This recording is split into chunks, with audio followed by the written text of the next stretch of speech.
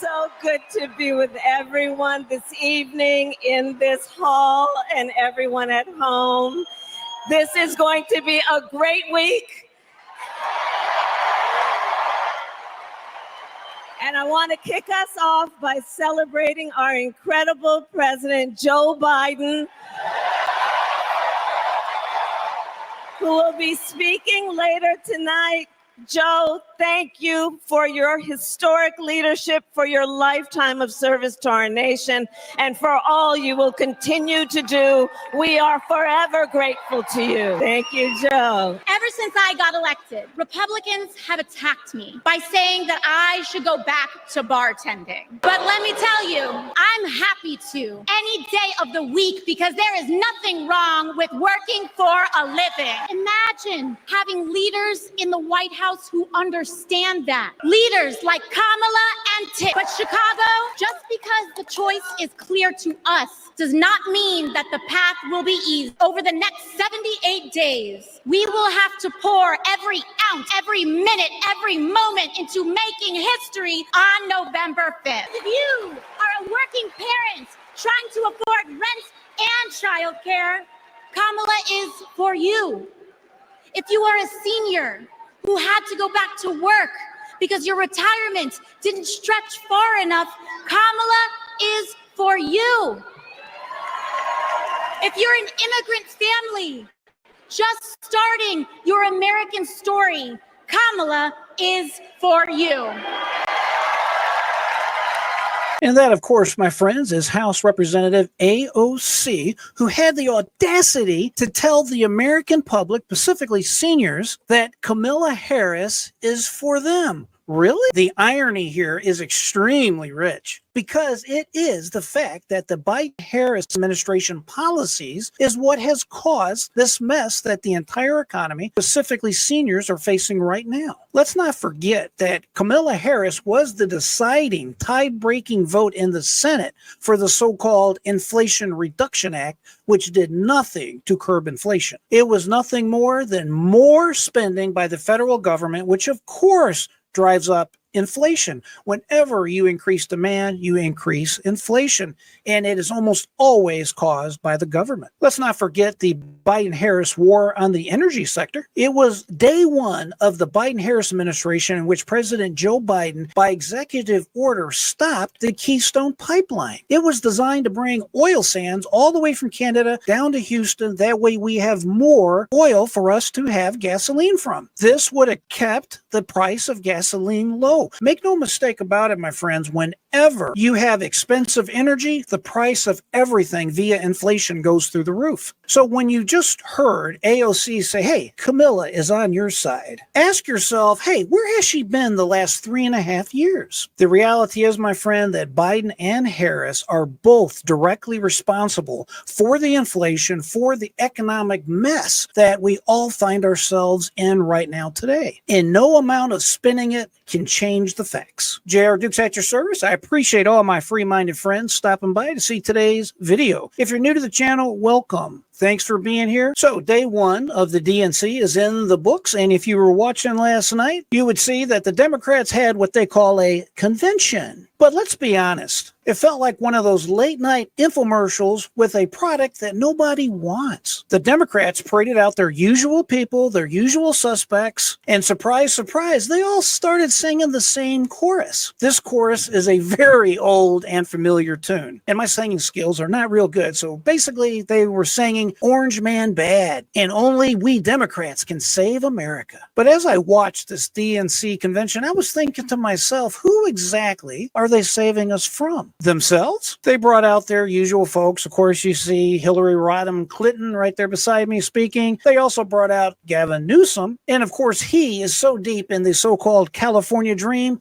that it's actually a nightmare. It's become a nightmare, and Newsom doesn't even know it's a nightmare. Trust me, we do not all want to be living the great California dream. And then, of course, there's what the party is all about, Vice President Kamala Harris. And, of course, she spent more time running away from questions than answering questions. Then there's Vice President Kamala Harris, who, let's face it, has spent more time avoiding questions than answering them. Yet the DNC and these elite power brokers are trying to convince us that only the DNC and their candidate Kamala Harris can save democracy, can save all of us. They want us to believe that Kamala Harris is the only person that can lead our great country. But I want to tell you what they conveniently forgot. The voters already had a chance to pick Kamala Harris, and they did not. Kamala did not even make it to Iowa in the 2020 presidential primaries. Yet here she is being packaged as the savior, the only person that can run our country. She is now the center of the DNC. She is packaged as the future of our country. She's packaged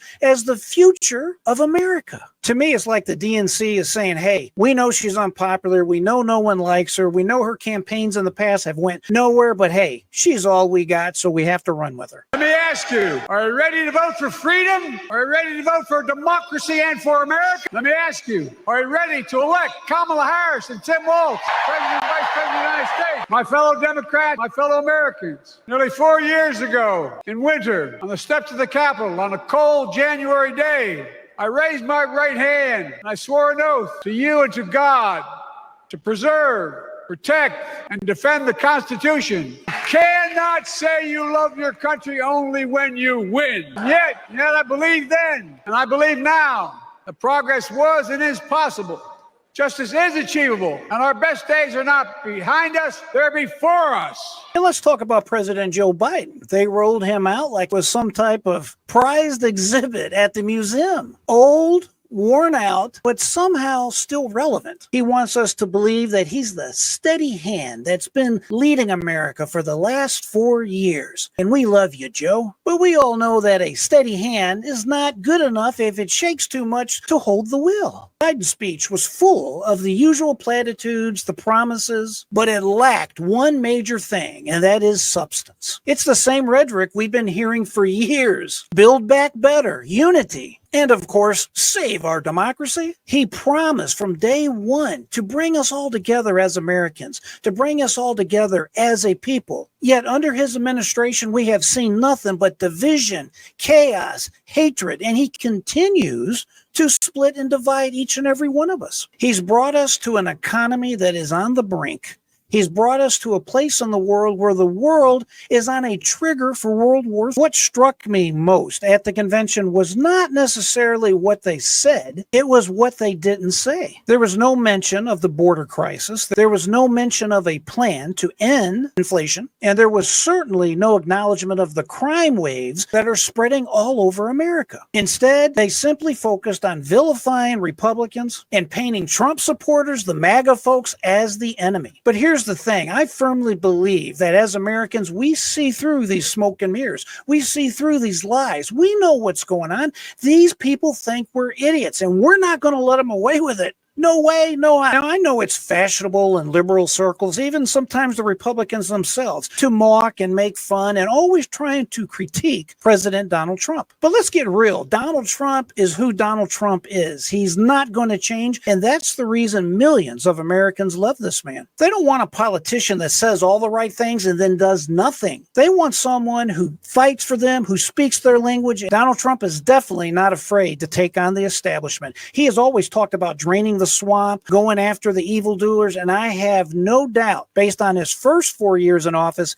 he's going to do even more the second time around. It might be true that President Trump might do better if he was to focus more directly on policy, but he tried that in the wake of his assassination attempt at the RNC. But all that got him, in my opinion, was he started to look weak. He did drink that Kool-Aid about unity and being nice for just a little bit, and then he woke up quickly and he got back to taking care of the business that needs to be taken care of. You got to remember, folks, these people have tried and are still trying to put this man in prison. They've tried taking his money. They've tried taking his reputation. They've convicted him on 34 felonies to date in what can only be described as a political trial that should not ever happen here in America. They are torturing this man, and they continue to try to torture him. Look, I would rather have Donald Trump to where he was not necessarily attacking the others or talking about looks or whatever, but the reality is he has to do what he has to do. Kamala Harris, for example, keeps talking about, hey, he's a criminal, he's a businessman, I put people like him in prison. treason, and I'm going to continue to do that. Well, let me ask you this. Why does he not have the right to fight back the way he knows to fight back? I, for one, think he does, and I hope he continues doing what he's doing. You know, from my prior videos, I am certain Donald Trump is doing very well in the polls, despite what the legacy media wants you and me to believe. There's no way he went from the heights that he was at right after his assassination attempt, and now these polls want you to believe that Kamala Harris has all but run away with this election. Like I said before, the goal of the Democrats, in my humble opinion, is they're trying to demoralize Trump supporters, and they want you to think, hey, there's no sense in going to vote because Kamala Harris already has this in the bag. And my friends, I'm telling you, that's a lie. That's not what's going on. Don't drink that Kool-Aid. Don't believe that nonsense for 1 second. The bottom line is, my friends, you do not and should not try to change Donald Trump. We're not electing him to be the leader of a church or to be Mr. Congeniality.